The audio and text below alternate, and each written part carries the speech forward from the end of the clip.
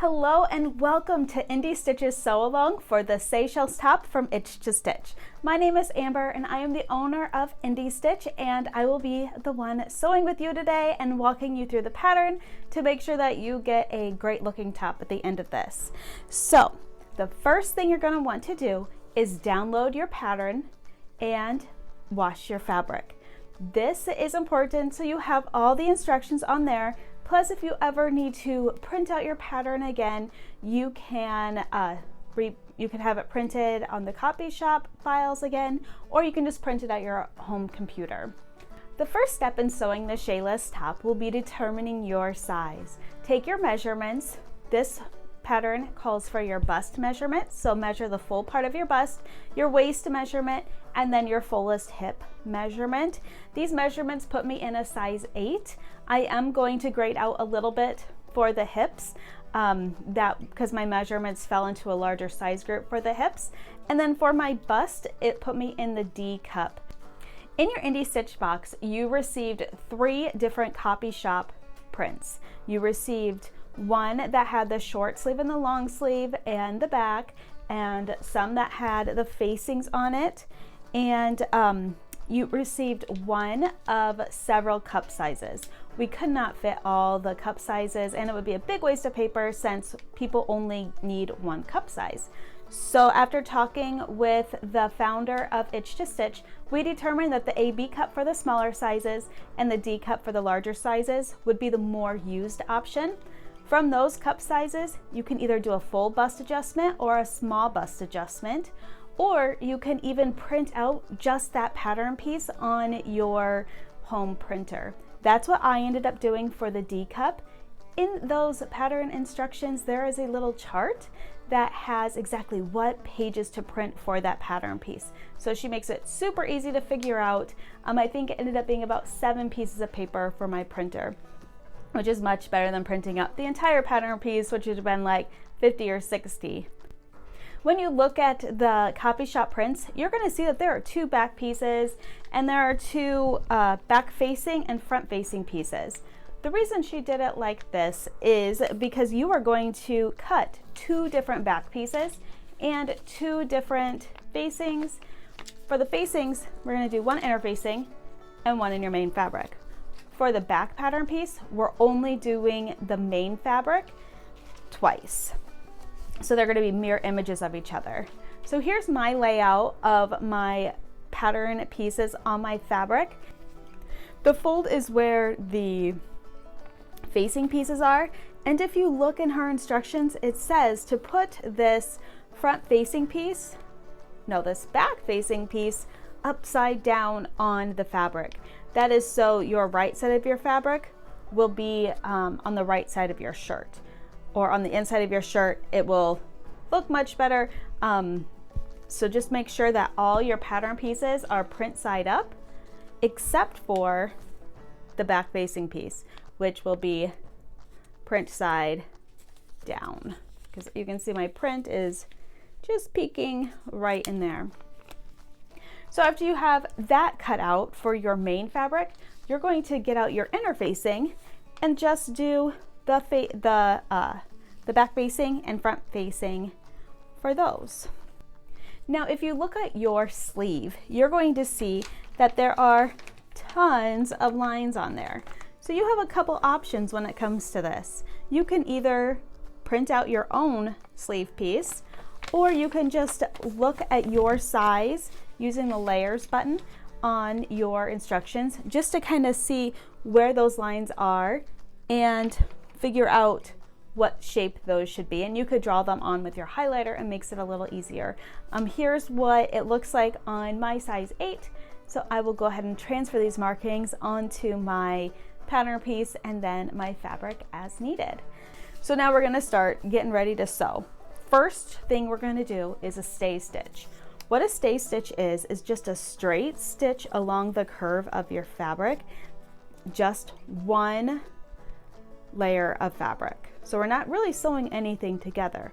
All we're doing is making sure that these curves don't stretch or move or get all skewed while we're handling the fabric, the straight stitch just kind of helps keep all those fabric fibers in line to hold that shape. And we are going to take our facing and iron it onto our main pieces. And that is all we're going to do today. So let's head over to the sewing machine. All right, let's do some stay stitching. So when I was talking about it in the video before, I mentioned that we were going to do it on the facings. Well, I was wrong. Everything I said about stay stitching and why we do it, that was right, but we're actually going to do it on the front and back. So we're going to start the outside of the garment and work our way in. So for the V-neck, we're going to take a line of stitching straight down to the point, and then we're going to take a line of stitching straight down to the point, and then we're going to do the back shoulders the same. We're just going to go straight across the back, and we are just doing a stay stitch right on the neckline. So I have my fabric here, and this is the front, and we're going to put it right on the machine. So I have my machine set at a long stitch of about 3.5, and I need to find the pedal. There we go. I have it set at 3.5, and we're gonna sew this line of straight stitch inside the seam allowance, which is a 1/2 inch. So I'm going to go about 1/4 of an inch from the edge.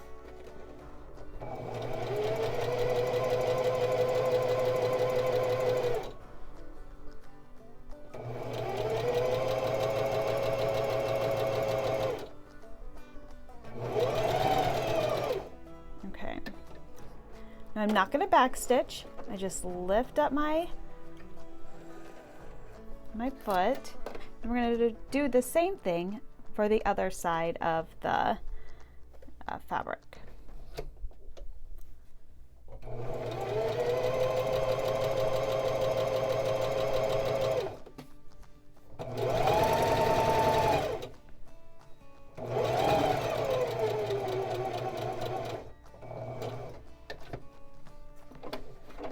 Again, not back stitching. Cut that off, and now we're going to do the back.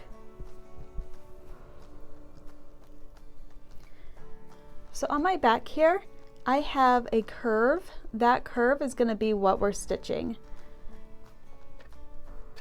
So we'll start at the shoulder and then work our way to the center back.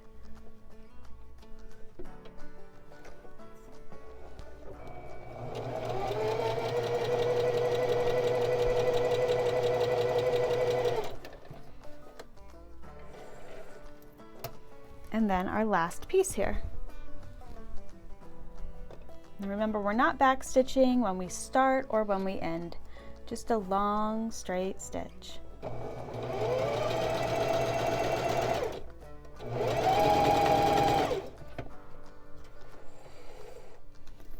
And there we go. Our stay stitching is all done. So now let's go to the iron and put some facing on.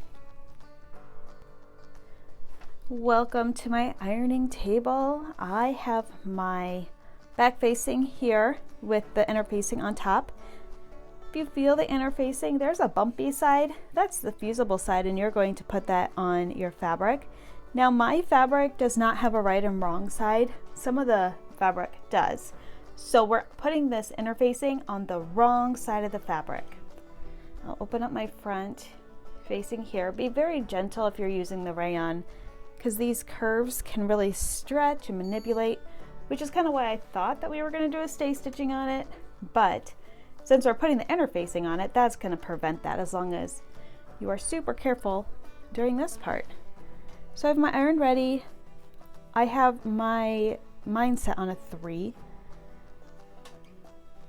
Just do a press. It's best to just go up and down on this and not like shoo shoo, because this will make your fabric get all wonky. But if you just press it down, it'll keep your fabric from going crazy. And as you can see, my interfacing doesn't exactly match my fabric, but that's okay. I'll just trim off some of these areas where the interfacing kind of hangs off. And do my front facing now. Take out some pins and just lay the bumpy side down on the wrong side of the fabric. Line it up as good as you can.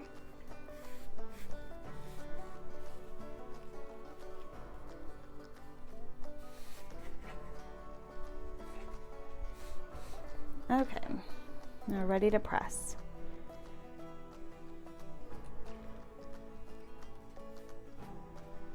Now sometimes if you accidentally iron the bumpy side, that glue can get stuck to the bottom of your fabric, the glue can get stuck to the bottom of your iron, which is no fun. So that's why there's some iron cleaning sheets in your box so you can keep your iron nice and clean. And that's also why I'm not pressing on this side. Sometimes if it's not sticking to your fabric very well, you can press it on this side as well. But mine stuck pretty good. So that's that. It concludes our sew along for today. And if you have any questions, feel free to post them in the group and we'll answer them the best that we can. And I look forward to sewing with you tomorrow.